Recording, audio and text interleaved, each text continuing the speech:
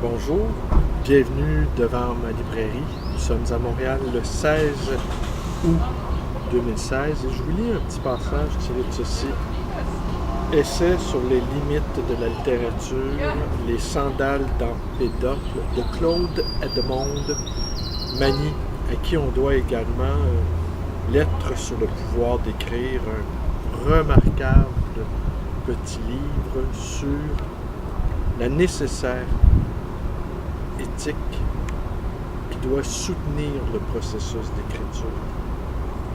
Claude Edmond Magny, c'est elle qui a recueilli l'écrivain Jorge Semprún, à qui on doit également l'écriture ou la vie, rescapé d'un camp nazi. Semprún était à demi-mort, et un jeune homme, tout jeune homme, à demi-mort et en quête de sens, et Claude Edmond Magny l'a recueilli chez lui. Elle est morte très tôt, trop tôt. On ne sait pas ce qu'elle aurait pu encore avoir à nous offrir. Mais je vais vous lire un petit passage assez important à mon sens sur le travail de Kafka. Vous vous souvenez de la fameuse citation de Kafka: dans ton combat contre le monde, seconde le monde. Phrase qui nous fait réfléchir déjà depuis plusieurs décennies.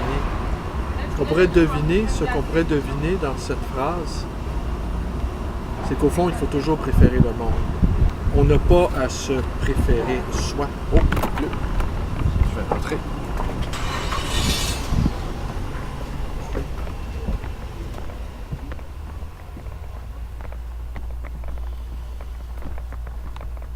Il pleut trop. Il pleut sur le clavier.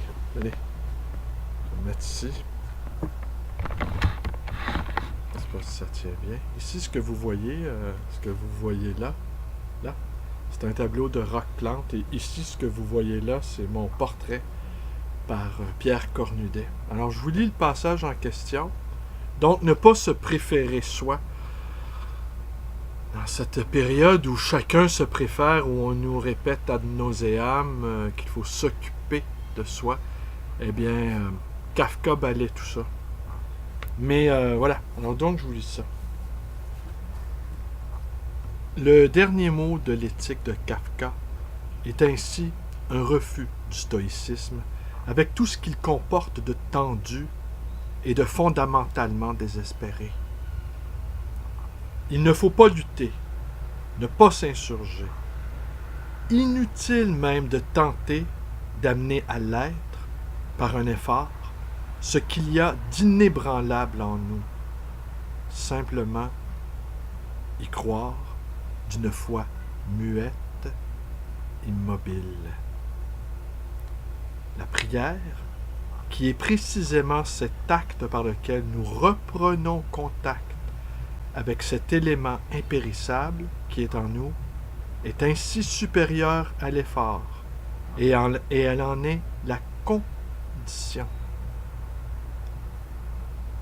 L'humilité donne à chacun, même à celui qui est désespéré et solitaire, la relation la plus forte qui soit avec les hommes ses frères, et cela immédiatement. Mais à vrai dire, seulement dans le cas d'une humilité complète et durable. Elle peut le faire parce qu'elle est le vrai langage de la prière, à la fois adoration et solidarité très forte. Le rapport aux autres hommes est le rapport de la prière. Le rapport qu'on a avec soi-même est celui de l'effort.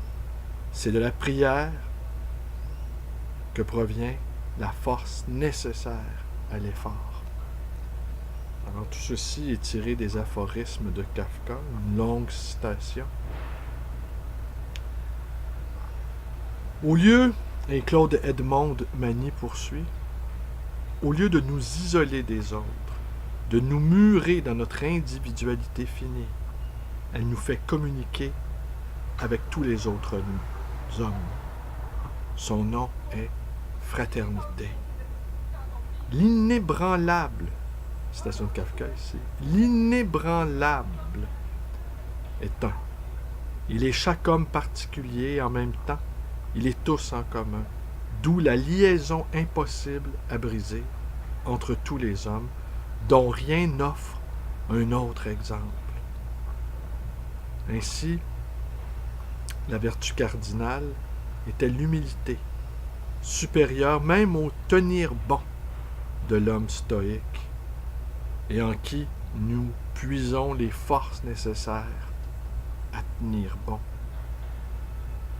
On aperçoit ici ce qui est l'essence même de la position de Kafka, ce qui sans doute la rend si attirante, même du point de vue proprement littéraire. C'est que sa vision du monde, tout en étant d'un pessimiste aussi radical qu'on peut le souhaiter, évite les tentations ordinaires du pessimisme. Révolte, orgueil de sa propre lucidité, culte du désespoir. Il n'est pas jusqu'à la tentation suprême qu'il n'ait su refuser, celle de la délectation morose, du pessimisme qui se complaît en lui-même et remarche son amertume, lors même qu'il n'est plus fier de sa clairvoyance. Presque toujours du fond du désespoir, surgit pour lui une joie effrayante, une joie absurde, celle qu'il y a à savoir qu'on lutte sans espoir. Et pourtant, cette joie sait demeurer humble, garder conscience de sa propre absurdité. Poursuit avec une citation de Kafka, tirée de son journal cette fois-ci. « Je lutte, et personne ne le sait, beaucoup sans doute. On ne peut pas l'éviter, mais personne ne le sait avec certitude. Naturellement, tout homme lutte, mais je lutte plus que les autres. La plupart luttent comme endormis, un peu comme on remue la main en rêve pour écarter une illusion. Mais moi, je suis plus avancé, et je lutte en utilisant toutes mes forces avec soin et réflexion. Pourquoi ai-je ainsi attiré l'attention sur moi? Pourquoi mon nom est-il inscrit sur la première liste de l'ennemi? Je ne sais. Une autre vie ne me semblerait pas digne d'être vécue. C'est ce qu'on appelle dans les récits de guerre une nature de soldat. Et pourtant, ce n'est pas cela. Je n'espère pas la victoire. Et ce n'est pas non plus en tant que combat que j'aime le combat. J'aime lutter parce que c'est la seule chose à faire.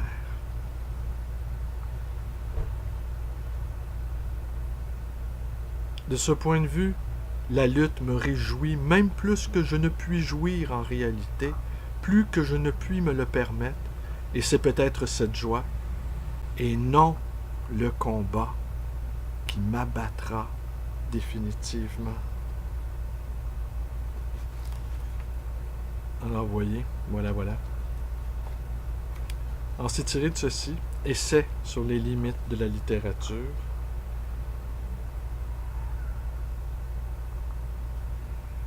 Et ce qu'on y trouve en 4e de couverture. Il y a dans toute œuvre une vision du monde latente. Il appartient à ce lecteur passionné qu'est le critique de la mettre à jour et de l'expliquer. La critique se justifie ainsi par les limites mêmes de la littérature, par son malheur d'exister, dont il faut rendre compte. Alors, je vous remercie d'être avec moi. Portez-vous bien, connaissez la suite. Vous pouvez vous abonner à ma chaîne. À ma chaîne YouTube. Vous pouvez également me rendre visite à ma librairie d'occasion et d'ancien, le livre voyageur, dans le quartier Côte-des-Neiges à Montréal. Et vous pouvez également me téléphoner dans le 514-736-0999. Merci et bonne journée à tous.